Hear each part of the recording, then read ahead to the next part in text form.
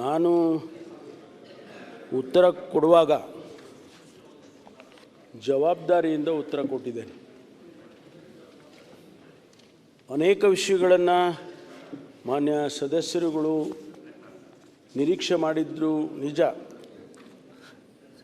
ಆದರೆ ತನಿಖೆ ನಡೆಯುವಾಗ ಒಂದು ಸಂಸ್ಥೆಗೆ ನಾವು ಪ್ರಾಮಾಣಿಕವಾಗಿ ತನಿಖೆ ಮಾಡಬೇಕು, ಮಂಜುನಾಥ್ ಸತ್ಯವನ್ನು ಹೊರತರಬೇಕು ಅಂತೇಳಿ ನಾವು ಏನು ಮಾಡ್ತಿದ್ದಲ್ಲಿ ಅವರಿಗೆ ಹೇಳಿರುವಾಗ ಅನೇಕ ವಿಷಯಗಳನ್ನು ನಾವು ಸಾರ್ವಜನಿಕವಾಗಿ ಚರ್ಚೆ ಮಾಡೋದಾಗಲಿ ಅಥವಾ ಸಾರ್ವಜನಿಕರಿಗೆ ತಿಳಿಸೋದಾಗಲಿ ಮಾಡೋದಕ್ಕೆ ಸಾಧ್ಯ ಆಗೋದಿಲ್ಲ. ಹಾಗಾಗಿ ಭಾಳ ಎಚ್ಚರಿಕೆಯಿಂದ ನಾನು ಉತ್ತರವನ್ನು ಕೊಟ್ಟಿದ್ದೇನೆ. ಮಾನ್ಯ ಸದಸ್ಯರುಗಳಿಗೆ ಅನಿಸಿರ್ಬೋದು ಭಾಳ ನೀರಸವಾದಂಥ ಉತ್ತರ. ಪಟನ್ ಮಾನ್ಯ ವಿರೋಧ ಪಕ್ಷದ ನಾಯಕರು ಹೇಳಿದಾಗೆ ಭಾಳ ನಿರೀಕ್ಷೆ ಮಾಡಿದ್ದೋ ಅದೇನೇನೋ ಹೇಳಿಬಿಟ್ರಿ ನೀವು. ಮಂಜುನಾಥ್ ಇಲಿನೂ ಹೇಳಲಿಲ್ಲ ಪಾಪ ನನಗೆ, ನೀವು ಇರುವೆಗೆ ಹೋಗ್ಬಿಟ್ರಿ. ತಾವು ಗೃಹ ಸಚಿವರಾಗಿದ್ದವರು, ಬೇರೆಯವರು ಹೇಳಿದರೆ ನನಗೆ ಅರ್ಥ ಆಗ್ತದೆ. ಅರಗ ಜ್ಞಾನೇಂದ್ರ ಅವರು ತಾವು ಹೇಳಿದರೆ ಅಥವಾ ಸುರೇಶ್ ಅವರು ಕಾನೂನು ಸಚಿವರಾಗಿ ಹೇಳಿದರೆ ಅಷ್ಟು ಸಮಂಜಸವಾಗಿ ಅನಿಸೋದಿಲ್ಲ. ಯಾಕೆಂದರೆ ನಿಮಗೆ ಆಂತರಿಕವಾದಂಥ ಆಡಳಿತದಲ್ಲಿ ಆಂತರಿಕವಾದಂಥ ನಿಯಮಗಳ ಬಗ್ಗೆ, ಆಡಳಿತದಲ್ಲಿ ಲಕ್ಷ್ಮಣ ರೇಖೆಯ ಬಗ್ಗೆ ಅರಿವಿದೆ ಅಂತ ಹೇಳಿ ನಾನು ಭಾವಿಸ್ಕೊಳ್ತೀನಿ. ಗೌಪ್ಯತೆ ಬಗ್ಗೆ ಕೂಡ ತಾವು ಹೇಳಿದಾಗೆ ನಾವು ಪ್ರಮಾಣವನ್ನು ಸ್ವೀಕಾರ ಮಾಡಿರ್ತೇವೆ. ಆ ಸಂದರ್ಭದಲ್ಲಿ ನಾವು ಯಾರಿಗೂ ಕೂಡ ಇಂಥ ಸರ್ಕಾರದ ಗೌಪ್ಯತೆಯನ್ನು ಕಾಪಾಡ್ಕೊಳ್ತೀವಿ ಅಂತ ಹೇಳಿ ಕೂಡ ನಾವು ಪ್ರಮಾಣ ತಗೊಳ್ತೀವಿ. ನಿಜ, ಜನ ಅಪೇಕ್ಷೆ ಪಡ್ತಾರೆ, ಏನೇನೋ ಅಪೇಕ್ಷೆ ಪಡ್ತಾರೆ. ತಾವು ಕೂಡ ಏನೇನೋ ಅಪೇಕ್ಷೆ ಪಡ್ತೀರಿ. ಚನ್ನಬಸಪ್ಪನವರು ಅವರು ನಿರೀಕ್ಷೆ ಮಾಡಿದ್ದೆ, ನನಗೆ ಹುಸಿ ಆಗಿದೆ. ನೀವು ನಿರೀಕ್ಷೆ ಮಾಡಿದ್ದಕ್ಕೆ ನಾನು ಉತ್ತರ ಕೊಡೋಕ್ಕೆ ಬರೋದಿಲ್ಲ. ನಾನು ಒಂದು ತಮ್ಮ ಭಾವನೆಗಳನ್ನು ತುಂಬ ಚೆನ್ನಾಗಿ ಅರ್ಥ ಮಾಡಿಕೊಂಡೆ. ಚರ್ಚೆ ಆಗಿತ್ತು, ಉತ್ತರ ಕೊಟ್ಟಿದ್ದೇನೆ. ಮತ್ತು ಅಧ್ಯಕ್ಷರು ಎಷ್ಟು ಲಿಬರಲ್ ಆಗಿದ್ದಾರೆ ಅಂದರೆ ಸುಮಾರು 13 ಜನರಿಗೆ ತಾವು ಮಾತನಾಡೋದಕ್ಕೆ ಅವಕಾಶ ಮಾಡಿಕೊಟ್ಟಿದ್ದೀರಿ. ಹೋಮ್ ಮಿನಿಸ್ಟ್ರಿಗೆ ಕೊಟ್ಟಷ್ಟು ಟೈಮನ್ನು ಹೆಚ್ಚು ಕೊಟ್ಟಿದ್ದೀರಿ. ಭಾಳ ಸಂತೋಷ. ಯಾಕೆಂದರೆ ಅವರೆಲ್ಲರೂ ಕೂಡ ಅವರವ್ರ ಭಾವನೆಗಳನ್ನು ಹೇಳಬೇಕು ಅಂತೇಳಿ ತಾವು ಅವಕಾಶ ಮಾಡಿಕೊಟ್ಟಿದ್ದೀರಿ. ನಮಗೂ ಕೂಡ ಅವರ ಭಾವನೆಗಳ ಅರ್ಥ ಆಗಿದೆ. ನಾನು ಒಂದು ವಿನಂತಿಯನ್ನು ಮಾನ್ಯ ಸದಸ್ಯರುಗಳಿಗೆ ಮಾಡಿಕೊಳ್ತಕ್ಕಂಥದ್ದು ಏನಂದರೆ, SIT ಮಾಡಿದ್ದೀವಿ, ತಾವು ಸ್ವಾಗತ ಮಾಡಿದ್ದೀರಿ. ಅದರಲ್ಲಿ ಏನಾದರೂ ನ್ಯೂನತೆಗಳಿದ್ದರೆ ಸರಿಪಡಿಸೋಣ. ಆದರೆ SIT ತನಿಖೆ ಮುಗಿಯುವವರೆಗೂ ತಾವು ಹೇಳಿಕೆಗಳನ್ನು ನಮ್ಮ ಕಡೆಯಿಂದನೂ ಇರ್ಬೋದು, ತಮ್ಮ ಕಡೆಯಿಂದನೂ ಇರ್ಬೋದು, ಸ್ವಲ್ಪ ಮಟ್ಟಿಗೆ ನಿಲ್ಲಿಸಿದರೆ SIT ಅವರಿಗೆ ಸಹಾಯ ಆಗ್ತದೆ. ನಿಜ ಸತ್ಯವನ್ನು ಹೊರಗೆ ತರೋದಕ್ಕೆ ನಮಗೆ ಭಾಳ ಸಹಾಯ ಆಗ್ತದೆ. ಅದಕ್ಕಾಗಿ ನಾನು ಸದಸ್ಯರುಗಳು ವಿನಂತಿ ಮಾಡಿಕೊಳ್ಳೋದೇನು ಅಂತ ಹೇಳಿದರೆ, ಸ್ವಲ್ಪ ತಾವು SIT ತನಿಖೆ, ವಿಶ್ವನಾಥ್ ಹೇಳಿದ್ರು 3 ತಿಂಗಳು ಅಂತ ನಾನು ಹೇಳಿಲ್ಲ. 3 ತಿಂಗಳು ಅಂದರೆ ಆವರೆಗೂ ಆಗ್ಬೋದು ಅಂತ, 15 ದಿನದಲ್ಲೇ ಆಗ್ಬೋದು, 20 ದಿವಸದಲ್ಲಿ ಆಗ್ಬೋದು, 1 ತಿಂಗಳಲ್ಲಿ ಆಗ್ಬೋದು. ನಾವು ಅವರಿಗೆ ಆದಷ್ಟು ಶೀಘ್ರವಾಗಿ ಮಾಡಿ ಅಂತಕ್ಕಂಥ ಮಾತನ್ನು ಹೇಳಿದ್ದೇವೆ. ಆದ್ದರಿಂದ ಶೀಘ್ರವಾಗಿ ವರದಿ ಬರ್ಬೋದು. ಅಲ್ಲಿಯವರೆಗೂ ನಾವು ಯಾರೂ ಕೂಡ ಅದರ ಬಗ್ಗೆ ರಿಯಾಕ್ಷನ್ಸ್ಗಳನ್ನು ಕೊಡದೇ ಇದ್ದರೆ ಒಂದು ಸಹಾಯ ಆಗುತ್ತೆ ಅಂಥೇಳಿ ಅಂದ್ಕೊಳ್ತೇನೆ. ಕೆಲವು ಪ್ರಾಮುಖ್ಯವಾದ ವಿಚಾರಗಳನ್ನು ಪ್ರಸ್ತಾಪ ಮಾಡಿದ್ದಾರೆ. ಯೂಟ್ಯೂಬರ್ಸ್ ಬಗ್ಗೆ ತಾವು ಪ್ರಸ್ತಾಪ ಮಾಡಿದ್ದೀರಿ. ಭಾಳ ಪ್ರಾಮುಖ್ಯವಾದಂಥ ವಿಚಾರ ಇದು. ಸಮಾಜದಲ್ಲಿ ಇವತ್ತು ಏನಾಗ್ತಾ ಇದೆ ಅಂತೇಳಿದರೆ, ವ್ಯಕ್ತಿಗಳ ಬಗ್ಗೆ, ಸಂಸ್ಥೆಗಳ ಬಗ್ಗೆ, ಸರ್ಕಾರದ ಬಗ್ಗೆ, ಸರ್ಕಾರಗಳ ಬಗ್ಗೆ ಯಾವ ರೀತಿಯಲ್ಲಿ ಮಾಧ್ಯಮದವರಾಗಲಿ ಯೂಟ್ಯೂಬ್ನವರಾಗಲಿ ಮಾಡ್ತಾರೆ ಸೋಷಿಯಲ್ ಮೀಡಿಯಾದಲ್ಲಿ ಅನ್ನೋದನ್ನು ನಾವು ಗಮನಿಸಿದ್ದೇವೆ.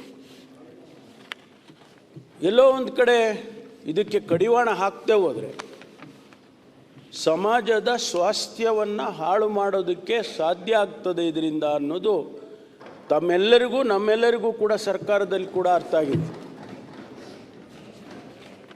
ಏನೆಲ್ಲ ಕಳೆದ ಈ ತನಿಖೆ ಪ್ರಾರಂಭ ಆದಾಗಿಂದ ಏನೆಲ್ಲ ಬಂದಿದೆ ಅನ್ನೋದನ್ನು ಗಮನಿಸಿದ್ದೀವಿ.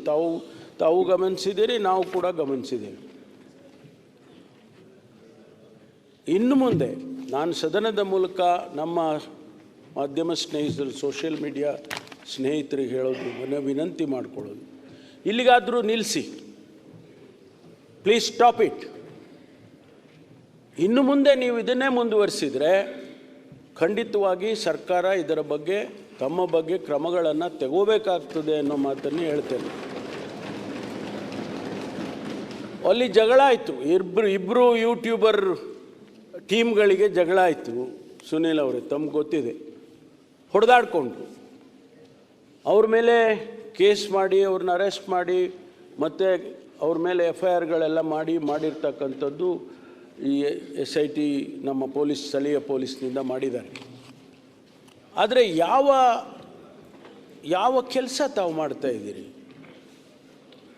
ಜನರ ಭಾವನೆಗಳನ್ನು ಕೆರಳಿಸುವಂಥ ಪೋಸ್ಟಿಂಗ್ಸನ್ನು ನೀವು ಮಾಡಿದರೆ, ಒಂದೇ ಒಂದು ಪೋಸ್ಟಿಂಗ್ ಮಾಡಿದ್ದು, ಅದರಿಂದ ಲಕ್ಷಾಂತರ ಜನರ ಭಾವನೆಗಳಿಗೆ ಧಕ್ಕೆ ಆಗೋದಿಲ್ವಾ? ನಾನು ಕಾಲೇಜಿನಲ್ಲಿ ಇರ್ತಕ್ಕಂಥ ಸಂದರ್ಭದಲ್ಲಿ ಒಂದು ಪತ್ರಿಕೆಯಲ್ಲಿ ಒಂದು ಲೇಖನ ಬರುತ್ತೆ. ನಾನು ಡೀಟೇಲ್ಸು ಹೆಸರು ಏನು ಹೇಳೋದಿಲ್ಲ. ಆ ಲೇಖನ ಬಂದಾಗ ಮಾರನೇ ಬೆಳಿಗ್ಗೆ MG ರೋಡಲ್ಲಿ ಇರ್ತಕ್ಕಂಥ ಪತ್ರಿಕಾ ಕಚೇರಿ ಏನಿದೆ ಅದನ್ನು ಸುಟ್ಟು ಹಾಕ್ತಾರೆ. ಕೇವಲ ಒಂದೇ ಒಂದು ಲೇಖನ, ಒಂದು ಪ್ಯಾರಾಗ್ರಾಫ್ ಇತ್ತೋ ಏನೋ ಗೊತ್ತಿಲ್ಲ ಅದು. ಅಂದರೆ ಒಂದು ಲೇಖನ ಅಥವಾ ನೀವು ತೋರಿಸ್ತಕ್ಕಂಥ ಒಂದು ಚಿತ್ರಣ ಸಮಾಜದಲ್ಲಿ ಏನು ಮಾಡ್ಬೋದು ಅನ್ನೋದಕ್ಕೆ ಅದು ನಿದರ್ಶನ. ಹಾಗಾಗಿ ನೀವು ಮಾಡ್ತಕ್ಕಂಥ ಪೋಸ್ಟಿಂಗ್ಸ್ ಏನಿದೆ ಅವುಗಳನ್ನು ನೀವೇ ನಿಯಂತ್ರಣ ಮಾಡಿಕೊಂಡ್ರೆ ಭಾಳ ಸೂಕ್ತ. ಇಲ್ಲದೇ ಇದ್ದರೆ ಸರ್ಕಾರ ನಿಮ್ಮನ್ನು ನಿಯಂತ್ರಣ ಮಾಡುತ್ತೆ. ಈಗಾಗಲೇ ನಾವು ಫೇಕ್ ನ್ಯೂಸಿಗೆ ಕಾನೂನು ತರಬೇಕು ಅಂತ ಮಾಡಿದ್ದೇವೆ. ಫೇಕ್ ನ್ಯೂಸ್ ಕಾನೂನನ್ನು ತರಬೇಕು ಅಂಥೇಳಿ ಬಹುಶಃ ಈ ಸದನದಲ್ಲಿ ತರಬೇಕಾಗಿತ್ತು. ಮುಂದಿನ ಅಧಿವೇಶನದಲ್ಲಿ ಖಂಡಿತವಾಗಿ ತರ್ತೇವೆ ಅಂತಕ್ಕಂಥದ್ದನ್ನು ಈ ಸಂದರ್ಭದಲ್ಲಿ ಹೇಳೋದಕ್ಕೆ ಬಯಸ್ತೇನೆ. ಭಾಳಷ್ಟು ಪ್ರಶ್ನೆಗಳನ್ನು ತಾವು ಕೇಳಿದ್ದೀವಿ, ಕೆಲವೆಲ್ಲ ರಿಪಿಟೇಷನ್ಸ್ ಆಗಿದೆ, ನಾನು ಹೇಳೋದಕ್ಕೆ ಹೋಗೋದಿಲ್ಲ. ಇದೆಲ್ಲದಕ್ಕೂ ಉತ್ತರ ಎಲ್ಲಿಂದ ಸಿಗುತ್ತೆ? ಇದೆಲ್ಲದಕ್ಕೂ ಉತ್ತರ ಸಿಕ್ಕೋದು ತನಿಖೆ ಆದಮೇಲೆ ಸಿಗುತ್ತೆ ವಿನಃ ತನಿಖೆಗೆ ಮುಂಚೆ ನಾನಾಗಲಿ ಮತ್ತು ಯಾರೇ ಆಗಲಿ, ಮುಖ್ಯಮಂತ್ರಿಗಳೇ ಆಗಲಿ ಉತ್ತರ ಕೊಡೋದಕ್ಕೆ ಸಾಧ್ಯ ಇಲ್ಲ. ಹಾಗಾಗಿ ಅನೇಕ ಪ್ರಶ್ನೆಗಳನ್ನು ನಾನು ಇವತ್ತು ಉತ್ತರ ಕೊಡೋದಕ್ಕೂ ಸಾಧ್ಯ ಆಗೋದಿಲ್ಲ. ಆದರೆ ತಮ್ಮ ಸಲಹೆ ಇದೆ. ವಿಶ್ವನಾಥ್ ಹೇಳಿದರು, ಟೆಕ್ನಾಲಜಿ ಯೂಸ್ ಮಾಡಿ, ನೀವು ಬೇಗ ತನಿಖೆಯನ್ನು ಮಾಡೋದಕ್ಕೆ ಟೆಕ್ನಾಲಜಿ ಯೂಸ್ ಮಾಡಿ, ಜನ ಕಾಯೋದು ಬೇಡ. ಖಂಡಿತವಾಗಿ ಜನ ಭಕ್ತಾದಿಗಳು ಕಾಯೋದು ಬೇಡ, ಸರ್ಕಾರ ನಾವು ಕೂಡ ಕಾಯೋದು ಬೇಡ ಅಂತಕ್ಕಂಥ ಮಾತನ್ನು ತಾವು ಹೇಳಿದಿರಿ. BJP ರಾಜಕೀಯ ಮಾಡೋದಿಲ್ಲ ಅಂತ ಹೇಳಿದಿರಿ. ನಾನು ಅದನ್ನು ಸ್ವಾಗತ ಮಾಡ್ತೇನೆ. ಆದರೆ ನೀವು ಅದನ್ನು ಉಳಿಸ್ಕೊಳ್ಬೇಕು, ನನ್ನ ವಿನಂತಿ ಅಷ್ಟೇ. ಯಾಕೆಂದರೆ ಎಲ್ಲದರಲ್ಲೂ ನಾವು ರಾಜಕಾರಣ ಮಾಡೋಕ್ಕೆ ಹೋದರೆ, ಎಲ್ಲೋದ್ರಲ್ಲೂ ಧರ್ಮ ತರೋದಕ್ಕೆ ಹೋದರೆ ಕಾನೂನಿದೆ ದೇಶದಲ್ಲಿ. There is a law of land that will take care of it. ನಾವು ಕಾನೂನಿಗೆ ನಾವೇನು ಹೇಳೋದು ಬೇಕಾಗಿಲ್ಲ, ಕಾನೂನು ತಗೊಳುತ್ತೆ, ಪಾಠ ತಗೊಳುತ್ತೆ ಅದು. ಅದಕ್ಕಾಗಿ ಯಾವ ರಾಜಕೀಯ ಆಗಲಿ ಅಥವಾ ಒಂದು ಸಲಹೆನೂ ಕೊಟ್ಟಿದ್ದೀರಿ, CM DCM ಎಲ್ಲ ಹೋಗಬೇಕು ಅಂತ ಒಳ್ಳೆ ಸಲಹೆನ ಕೊಟ್ಟಿದ್ದೀರಿ. ಮುಖ್ಯಮಂತ್ರಿಗಳೇನು ಅಲ್ಲಿಗೇನು ಹೋಗಿಲ್ಲ ಅಂತಲ್ಲ, ಅನೇಕ ಸಂದರ್ಭದಲ್ಲಿ ಹೋಗಿದ್ದಾರೆ. ಹೋಗಿ ಅಲ್ಲಿ ಟ್ರೀಟ್ಮೆಂಟ್ ತೊಗೊಂಡು ದರ್ಶನ ಮಾಡಿಕೊಂಡು ಎಲ್ಲ ಬಂದಿದ್ದಾರೆ. ನಾವೆಲ್ಲರೂ ಹೋಗಿದ್ದೇವೆ. ನಾವೆಲ್ಲ ಹಿಂದೂಗಳಲ್ವ, ನಿಮಗೇನಾದರೂ ಆ ಭಾವನೆ ಇದೆಯಾ ನಾವು ಹಿಂದೂಗಳಲ್ಲ ಅಂತ? ಅಲ್ಲಲ್ಲ, ಆ ಥರ ಏನಾದ್ರು ಇದೆಯಾ?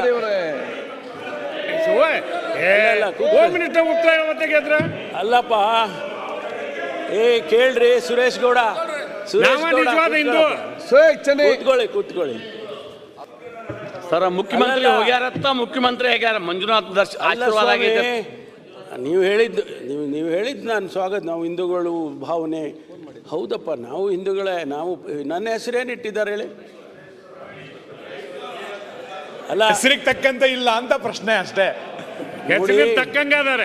ಹೆಸರಿಗೆ ತಕ್ಕಂತೆ ಇಲ್ಲ ಅಂತಂದ್ರೆ ನಾನು ಏನು ಹೇಳಬೇಕು?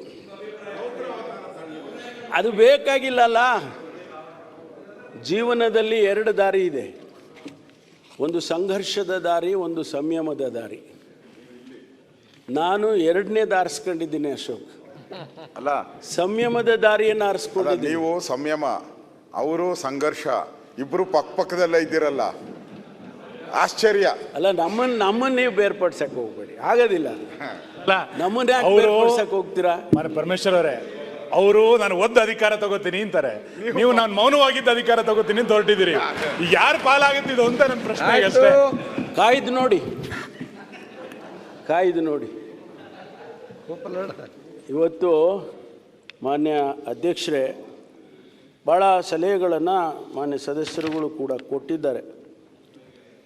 ಕೇರಳದ ಅಸೆಂಬ್ಲಿ ವಿಚಾರ ಮಾಡಿದ್ದೀರಿ, ನಾನು ಅದನ್ನು ಪ್ರಸ್ತಾಪ ಮಾಡೋದಿಲ್ಲ. ಇಲ್ಲಿ ಅವ್ರೇನು ಮಾಡ್ಕೊಂಡಿದ್ದಾರೆ ಅದು ಅವ್ರಿಗೆ ಬಿಟ್ಟಿದ್ದು. ನಮ್ಮ ಸದನದಲ್ಲಿ, ಇಂಥ ಪವಿತ್ರವಾದ ಸದನದಲ್ಲಿ, ಬೇರೆ ಒಂದು ಸದನದಲ್ಲಿ ನಡೆದಂಥ ಚರ್ಚೆಯನ್ನು ನಾನಿಲ್ಲಿ ಎತ್ತೋದಕ್ಕೂ ಕೂಡ ಹೋಗೋದಿಲ್ಲ. ಮಾನ್ಯ ಸುರೇಶ್ ಗೌಡರು ನಮ್ಮ ಜಿಲ್ಲೆಯವರು, ಆತ್ಮಸಾಕ್ಷಿ, ನಿಮಗೆ ಅನುಮಾನ ಬರೋದು ಬೇಡ, ಆತ್ಮಸಾಕ್ಷಿಯಿಂದ ಕೆಲಸ ಮಾಡ್ತಿದ್ದೇನೆ. ಆತ್ಮಸಾಕ್ಷಿಯಿಂದ SIT ಮಾಡಿದ್ದೇವೆ. ಆತ್ಮಸಾಕ್ಷಿಯಿಂದ ಈ ರಾಜ್ಯಕ್ಕೆ, ಈ ನಾಡಿಗೆ ಉತ್ತರವನ್ನು, ಸತ್ಯವನ್ನು ಹೊರತರ್ತೀವಿ. ಮಾರ್ಕ್ ಮೈ ವರ್ಡ್, ಇದರಲ್ಲಿ ಯಾವುದೇ ಅನುಮಾನ ಬೇಡ ದಯಮಾಡಿ. ಆದ್ದರಿಂದ ಮಾನ್ಯ ಅಧ್ಯಕ್ಷರೇ, ಈ ಎಲ್ಲ ಪ್ರಶ್ನೆಗಳು, ಇದಕ್ಕೆ ಉತ್ತರಗಳು ಸಿಗೋದೇ SIT ಆದಮೇಲೆ, SITಯ ವರದಿ ಆದಮೇಲೆ. ಆದ್ದರಿಂದ ಮಾನ್ಯ ಸದಸ್ಯರಿಗೆಲ್ಲರಿಗೂ ಕೂಡ ನಾನು ಅವರು ಭಾಗವಹಿಸಿ ಸಲಹೆಗಳನ್ನು ಕೊಟ್ಟಿದ್ದಾರೆ, ಸೂಚನೆಗಳನ್ನು ಕೊಟ್ಟಿದ್ದಾರೆ, ಟೀಕೆನೂ ಮಾಡಿದ್ದಾರೆ. ನಾನು ಅದನ್ನು ಸ್ವಾಗತ ಮಾಡ್ತೀನಿ. ಹಾಗಾಗಿ ಇಷ್ಟು ಮಾತುಗಳನ್ನು ಹೇಳಿ ನಾನು ಮಾತು ಮುಗಿಸ್ತೇನೆ. ತಾವು ಮುಂದೆ ಕೊಡಬೇಕು. ಒಂದು ಪ್ರಕಟಣೆ.